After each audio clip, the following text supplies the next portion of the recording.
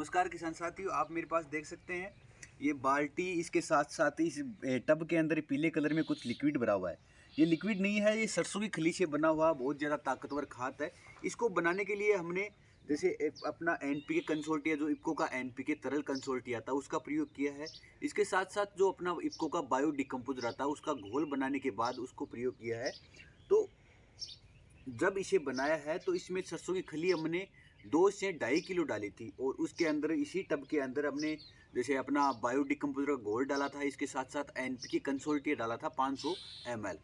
उसके बाद ये 8 से 10 दिन के बाद रखने के बाद इसका जो सरसों की खली थी वो पूरी तरह वेस्ट बन चुकी थी। उसकी जो उसको डिकम्पोज कर दिया था बायो डिकम्पोजर ने, और जो एनपीके कंसोर्टिया था तो उसने इसके अंदर उपस्थित नाइट्रोजन, फास्फोरस और पोटास के जो भी मात्रा थी उसको इस पानी के अंदर समा दिया था।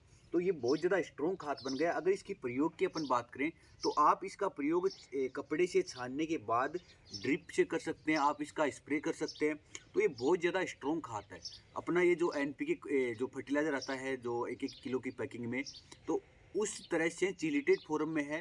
तो पौधे इसका जो ग्रहण है वो डायरेक्ट कर सकते हैं अपने पत्तों के द्वारा, या फिर ड्रिप के माध्यम से जड़ के द्वारा इसको डायरेक्ट पत्ते ग्रहण कर सकते हैं, पौधे ग्रहण कर सकते हैं, सॉरी।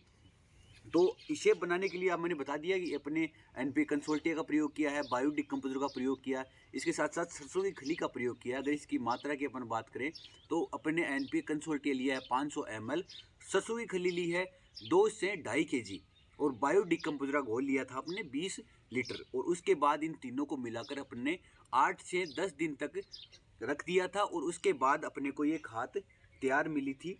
अब इस खाद का प्रयोग अपन अगर कौन कौन सी फसलों में प्रयोग कर सकते हैं, इस खाद का प्रयोग आप सभी प्रकार की फसलों में कर सकते हैं। आप चाहे कोई अनाज वर्गीय फसल हो, इसके साथ साथ सब्जी वर्गीय फसल हो, या फिर अपने जो फूल वाली फसलें हो, या फिर जो फल वाले पौधे हो, उनमें भी आप इसका प्रयोग कर सकते हैं। अगर आप अपने घर के अंदर जैविक खेती करते हैं या फिर एक किचन गार्डन बना कर रखते हैं तो आप उसमें भी इसका प्रयोग कर सकते हैं, या फिर इसका अगर प्रयोग करेंगे तो ये पूर्णतः जैविक है, किसी प्रकार का इसमें रासायनिक मटेरियल नहीं है। तो आप इसका प्रयोग अपने घरों के अंदर सब्जियां उगाने में कर सकते हैं। तो ये पूर्णतः जैविक है।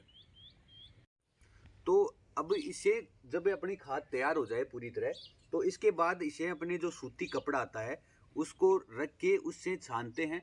क्योंकि जब अगर इसको अगर डायरेक्ट अपन प्रयोग करें तो अपना जो वेंचुरी सिस्टम है वो भी ख़राब हो सकता है। इसके साथ साथ अपना जो ड्रिप लाइन है वो भी ब्लॉक हो सकती है। तो इससे बचने के लिए अपन इसको जो सूती कपड़ा होता है उससे उससे छान लेंगे, ताकि जो मुख्य पोषक तत्व है, न्यूट्रिएंट है, वो पानी के साथ घुलकर इस कपड़े के माध्यम से छन जाए, और उसके बाद अपन उसको डायरेक्ट खेत के अंदर प्रयोग कर सके। इसके बाद जो भी ऊपर जो मटेरियल बचता है, जैसे सरसों की खली का सॉलिड बचता है, जो कचरा बचता है, तो उसको अपन एक बाल्टी के अंदर रख लेते हैं। उसके बाद फिर से उसके अंदर अपन बायो डिकम्पोजर और एनपीके कंसोर्टिया घोल मिलाकर रख देते हैं, और उसके बाद 8 से 10 दिन के अंदर अपने को फिर से एक एनपीके खाद तैयार मिलती है। किसान भाइयों, इसे डालने से आपकी फसल में एनपीके, नाइट्रोजन, फास्फोरस और पोटास की पूर्ति हो जाएगी। इसके साथ साथ बहुत से माइक्रो न्यूट्रिएंट, बहुत से सूक्ष्म पोषक तत्व की भी पूर्ति हो जाएगी। आपको अलग से रासायनिक खाद डालने की जरूरत नहीं पड़ेगी। अगर आपको लग रहा है आपके यहाँ खेत के अंदर दीमक है, या जो वाइट ग्रब आता है, तो सफ़ेद कीड़ा आता है, सफ़ेद लट आती है, अगर उसका भी प्रकोप है तो आप इसी मटेरियल के अंदर आप नीम की खली भी मिलाकर प्रयोग कर सकते हैं, जिससे आपकी ज़मीन के अंदर जो दीमक की समस्या वो पूरी तरह खत्म हो जाएगी। तो इसी प्रकार की जानकारी के लिए आप हमें कमेंट कर सकते हैं। धन्यवाद।